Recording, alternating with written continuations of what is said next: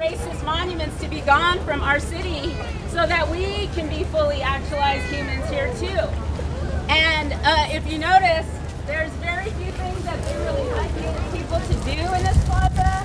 We have about 3 things we can do to not get ourselves in trouble. That is, we can have the dances that you see over there, we can sell under the portal, and we can basically look nice and smile for your capitalist dollars.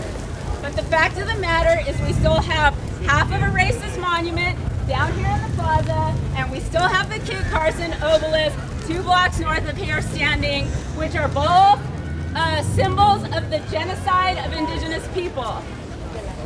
That is the facts. This is not hyperbole. You can look all this up. Google is at your fingertips. So if you come here for the experience, which I believe most of you do, it's important to learn the real history of the places that you are visiting as a tourist. Okay, history is not always pretty, but as we approach Indigenous Peoples Day, formerly Columbus Day, the onus is on you and us to acknowledge the truth of America. Teach your children the truth. If you have the disposable income to bring your children, your family, your husband, your wife, people here with you, take the time to do more than just eat our food, to do more than just buy our jewelry, to do more than just wear our concho belts and our fringy jackets.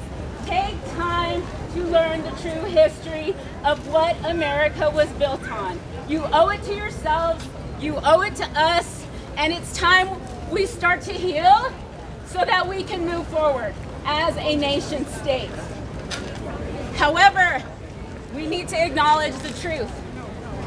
I encourage you to not just use Indigenous people for one day to talk about the Indigenous contribution to this nation, but to even look up, where do you live?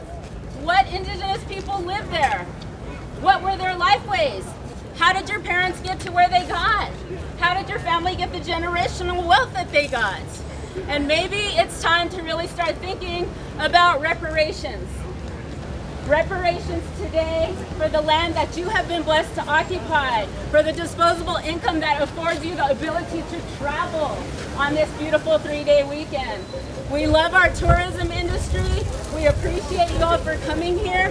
What is it that brings you here? That's what I would ask you to think about. What is it that brings you here? Is it the weather? Is it the people? Is it the aesthetics?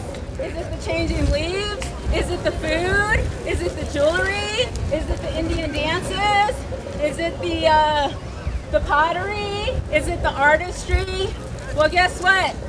This is still very much an Indigenous community, and we have some serious issues here that we're not going to continue to ignore.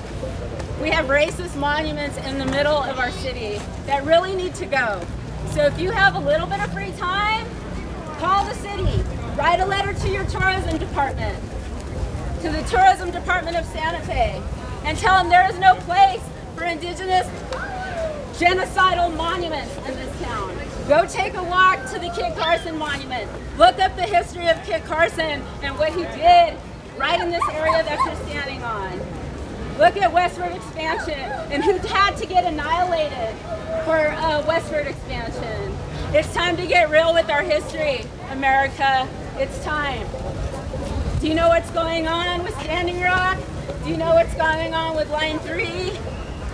Environmental issues are plaguing our land. Global warming is real.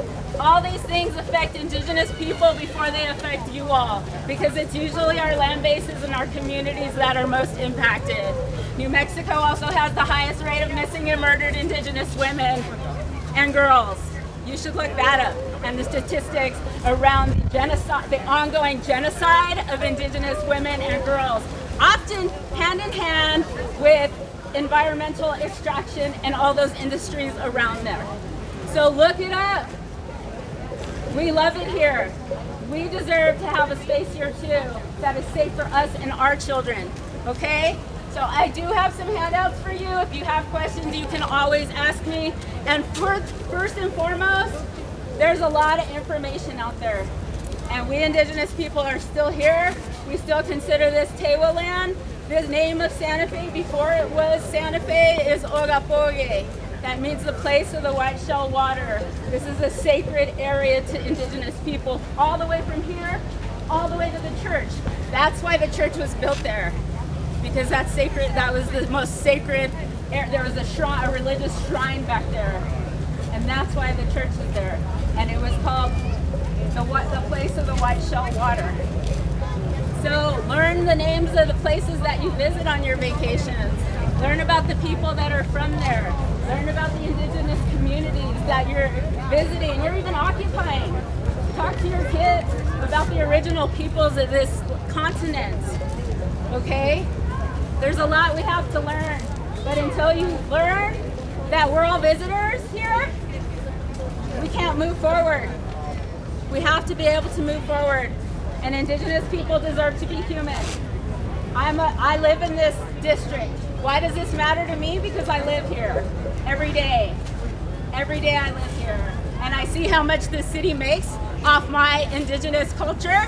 The whole city, ever since the late 1800s and 1900s, everything around this city economically revolves around indigenous and southwestern culture. We are the backbone of this city, and at the very least,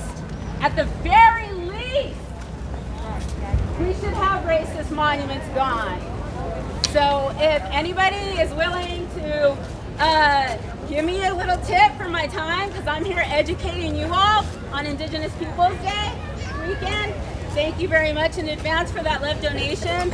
And if you want to get some more information, I have some handouts here. Thank you.